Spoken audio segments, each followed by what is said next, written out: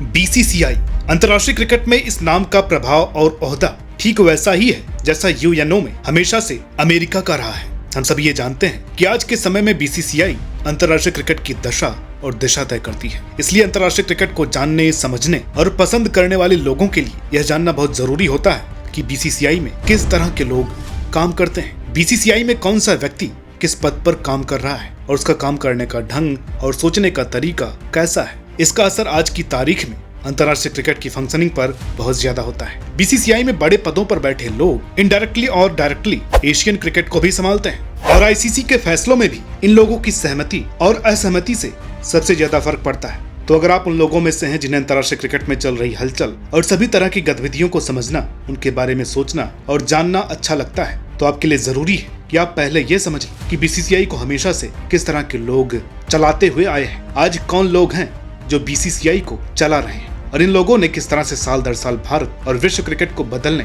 और बेहतर बनाने का प्रयास किया है। साथ ही आपको आज के इस वीडियो में हम यह भी बताने वाले हैं कि भारत में राजनीतिक स्थिति और हालात किस तरह और किस हद तक बीसीसीआई की फंक्शनिंग को प्रभावित करते हैं। तो चलिए आज की वीडियो शुरू करते हैं। भारत में क्रिकेट का खेल लोगों की पसंद हमेशा से रहा है। शुरुआत में सिर्फ अंग्रेजी हुकूमत के लोगों को ही यह खेल समझ में आता था, तो शुरुआत उन लोगों के जरिए हुई जिसके बाद राजा महाराजाओं और नवाबों ने भी अंग्रेजों से अपनी नजदीकी बढ़ाने के लिए इस खेल को सीखना, समझना शुरू किया। और फिर हम देखते हैं कि आजाद भारत में जवाहरलाल नेहरू जैसे बड़े नेता और राजनीति से जुड़े बड़े लोगों में भी इस खेल को लेकर के बड़ी उत्सुकता थी। मगर अभी तक राजनीतिक गलियारों में यह खेल लोगों के लिए सिर्फ शौक और पसंद तक ही सीमित था। अंतर्राष्ट्रीय स्तर पर इस खेल से भारत में राजनेताओं के शामिल होने की कहानी साल 1983 में विश्व कप के विजय के बाद शुरू होती है। यह उस समय था जब भारत में क्रिकेट खिलाड़ियों को देश के लोग हीरोज की तरह देखने लगे थे। पूरे देश के सबसे बड़े हिस्से का समर्थन हासिल करने के लिए क्रिकेट भारत में सबसे आसान जरिया बन गया था। इस खेल के लिए या फिर इससे जुड़े लोगों के लिए कुछ भी बेहतर काम करके कोई भी व्यक्ति देश के लोगों की पसंद बन सकता था। अपने देश में इस बदलती हवा को तत्कालीन प्रधानमंत्री इंदिरा गांधी ने कुछ समय पहले ही समझ लिया था और उन्होंने यह फैसला किया कि वो अब अपने नजदीकी लोगों को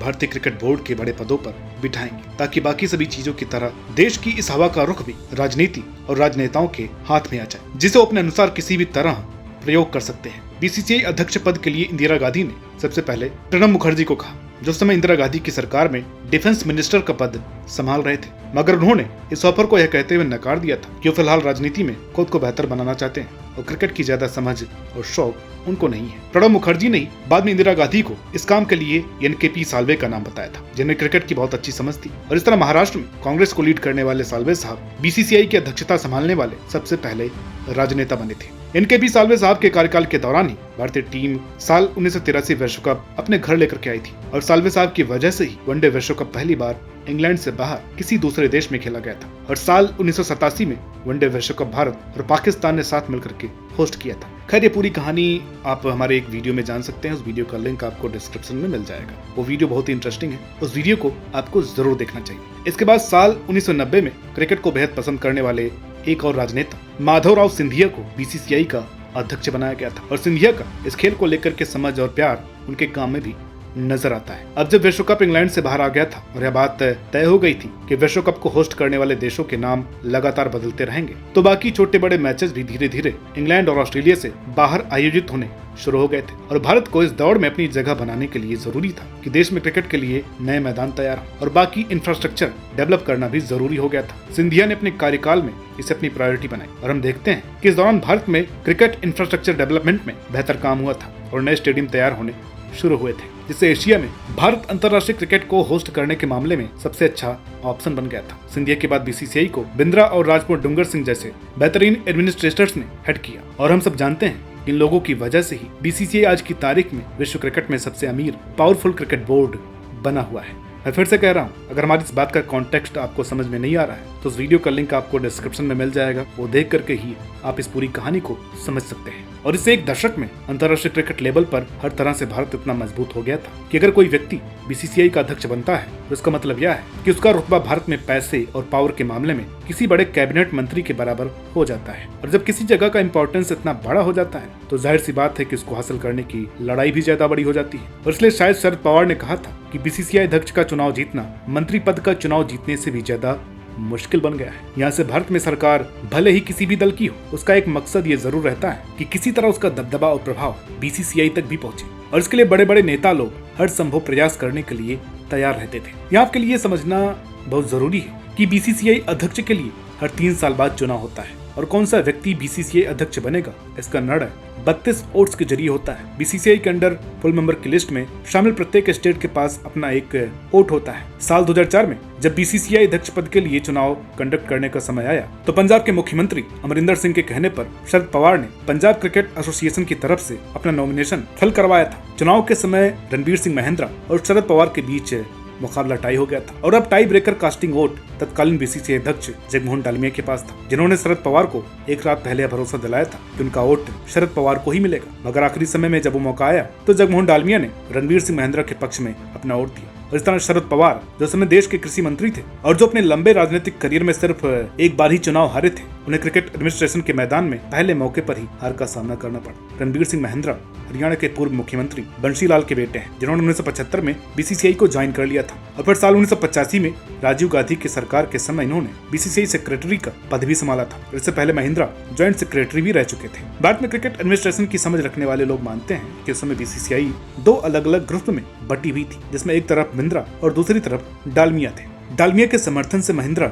अध्यक्ष बन गए, मगर 13 महीने बाद उन्हें इस पद के लिए चैलेंज किया गया। बीसीसीआई में यह चैलेंज करना ठीक वैसा ही है जैसा राजनीति में केंद्र और राज्य सरकार को 5 साल पूरे होने से पहले ही कभी कभार अपनी योग्यता साबित करने के लिए कहा जाता है। इस बार शरद पवार के पास बड़ा मौका था, और उनके साथ इस बार आयुष बिंद्रा, शशांक मनोहर, एन श्रीनिवासन और ललित मोदी जैसे वो लोग थे जो बीसीसीआई में अपनी अच्छी पैठ रखते थे, और इन लोगों के सहयोग से एक बार फिर कोई नेता बीसीसीआई का अध्यक्ष बनने में कामयाब रहा, और 2008 तक शरद पवार इस पद पर बने रहे। शरद पवार क्रिकेट एडमिनिस्ट्रेशन में सिर्फ यहीं तक नहीं ठहरे, उन्होंने बंबई क्रिकेट एसोसिएशन का अध्यक्ष पद भी संभाला। भारत की तरफ से आईसीसी के वाइस प्रेसिडेंट और प्रेसिडेंट बनने वाले कुछ गिने चुने लोगों में से एक शरद पवार का भी नाम आता है। शरद पवार की अध्यक्षता के दौरान ही भारतीय टीम पहले T20 विश्व कप की चैंपियन बनी थी, और शरद पवार की अध्यक्षता में ही भारत में आईपीएल को शुरू करने की घोषणा की गई थी, और यहाँ से भारतीय क्रिकेट में एक नए दौर की शुरुआत है, जिसमें पैसे और पावर के मामले में बीसीसीआई की बराबरी करने के लिए कोई भी क्रिकेट बोर्ड अंतर्राष्ट्रीय क्रिकेट में नहीं रह गया है। और यह एक अजीब बात रही कि शरद पवार के बाद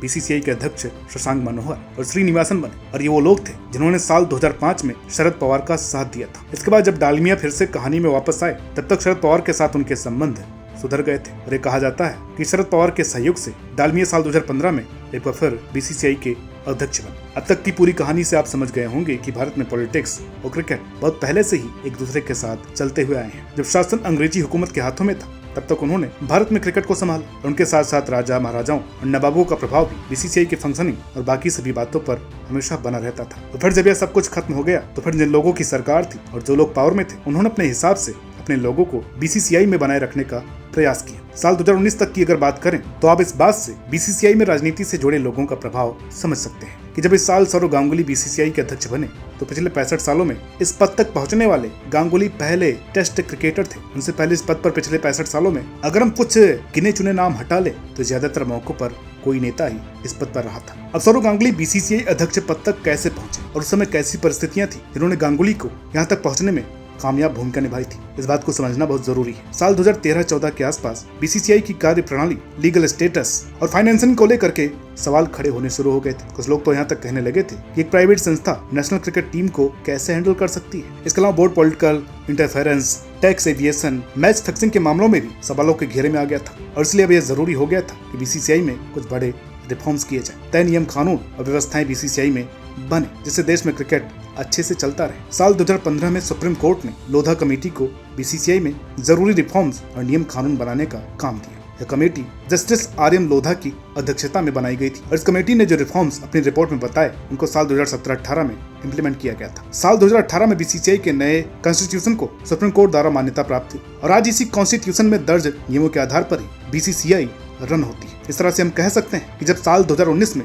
फिर एक बार बीसीसीआई अध्यक्ष पद के लिए चुनाव आयोजित हुए, तो भारतीय क्रिकेट बोर्ड बहुत सी कंट्रोवर्सीज और सवालों से बाहर आने की कोशिश कर रहा था। और ऐसे में बोर्ड को एक मजबूत और भरोसेमंद चेहरे की जरूरत थी जिस पर पूरा देश भरोसा कर सके। मगर यहाँ भी चुनाव को कवर करने वाले लोग बताते हैं कि आधे घंटे पहले तक भारत के एक और पूर्व क्रिकेटर ब्रिजेश पटेल का नाम अध्यक्ष की रेस में सबसे आगे चल रहा था और सौरव गांगुली ने भी मीडिया को उस दिन ये बता दिया था कि ब्रिजेश पटेल अगले अध्यक्ष बनने वाले हैं। लेकिन फिर कुछ फोन कॉल्स एक्सचेंज हुए। केंद्र सरकार में बड़े पदों पर बैठे लोगों ने इस चुनाव में हस्तक्षेप किया और सौरव गांगुली को आखिरी मौके पर बीसीसीआई का अध्यक्ष चुना गया। इसका सबसे बड़ा कारण यह था कि केंद्र की बीजेपी सरकार उन्हें बंगाल इलेक्शन में अपनी तरफ से एक बड़े चेहरे के तौर पर यूज करना चाहती थी। हालांकि सौरव गांगुली ने ऐसा करने से मना कर दिया था, मगर फिर भी अमित शाह के दखल के कारण ही सौरव गांगुली बीसीसीआई के अध्यक्ष बने थे। सौरव गांगुली की अध्यक्षता में बीसीसीआई ने कुछ बड़े फैसले लिए, बेहतर काम की, मगर ये सबको समझ में आ गया था कि प्रेसिडेंट से ज्यादा वर्किंग पावर सेक्रेटरी के जरिए ही बीसीसीआई में सब कुछ हो रहा है। और वो सब इसलिए क्योंकि सेक्रेटरी के पद पर उसमें अमित शाह के बेटे जय शाह मौजूद थे। जय शाह ने इससे पहले अपने पिता के साथ और उनके बाद भी लंबे समय तक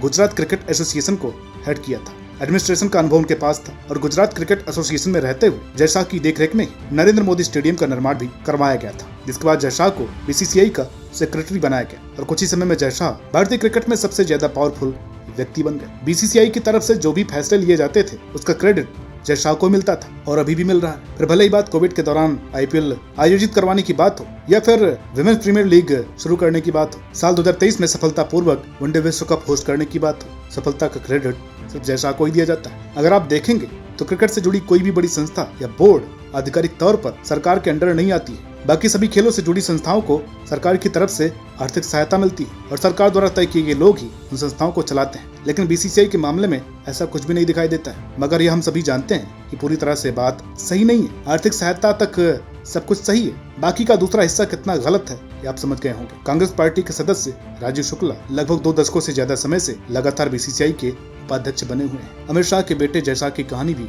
आप सभी जानते हैं। राजस्थान क्रिकेट एसोसिएशन से लेकर महाराष्ट्र क्रिकेट एसोसिएशन में भी राजनेताओं ने अपनी पकड़ मजबूत बना रखी है। जानकार लोग तो यह भी कहते हैं कि सौरव गांगुली लगातार दूसरी बार बीसीसीआई अध्यक्ष बनने की रेस में थे, मगर उनकी जगह रोजर बिन्नी को अध्यक्ष बनाया गया क्योंकि एन श्रीनिवासन ऐसा चाहते थे। और दूसरी वजह यह भी थी कि गांगुली ने बंगाल चुनाव में बीजेपी का साथ नहीं दिया था। और आज हम सब ये देख रहे हैं कि गुजरात आज की तारीख में भारतीय क्रिकेट का सेंटर बन गया है। आज इस तरह गुजरात भारतीय क्रिकेट के लिए उतना ही महत्वपूर्ण बन गया है जितना एक लंबे समय तक मुंबई था। विजडन और अल जजीरा की माने तो भारत में जिस तरह 2023 विश्व कप का आयोजन हुआ उसमें भी पॉलिटिकल इंटरफेरेंस और केंद्र सरकार की भागीदारी बहुत ज्यादा नजर आई थी। सुरेश मेनन और मुकुल केसवान ने कहा था कि साल 2023 विश्व कप को एक चुनावी कैंपेन की तरह केंद्र सरकार द्वारा राजनीतिक फायदे के लिए यूज किया गया था। भारत में क्रिकेट और राजनीति एक दूसरे से जुड़े हुए हैं, मगर खेल और राजनीति का ऐसा जुड़ाव सिर्फ भारत में ही है, ऐसा भी नहीं है। इंग्लैंड जैसे बाकी देशों में भी हमेशा देखने को मिलता है। मगर एक बात यह भी कि राजनीतिक सहयोग और समर्थन के बगैर एक देश में कुछ भी रन करना मुमकिन नहीं है। और ये बात भारतीय क्रिकेट को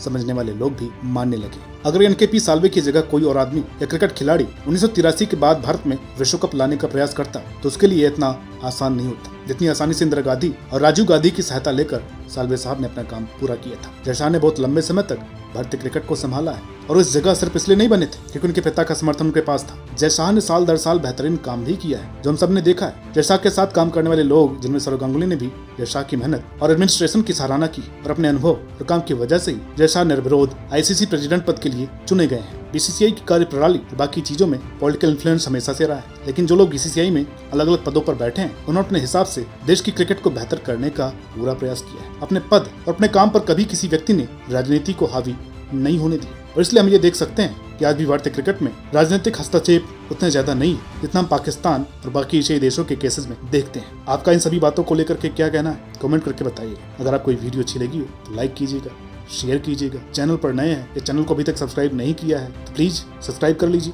हम ऐसे वीडियोज आपके लिए लेकर के आते रहेंगे। तो मिलते हैं आपसे अगली वीडियो में, तब तक के लिए नमस्कार।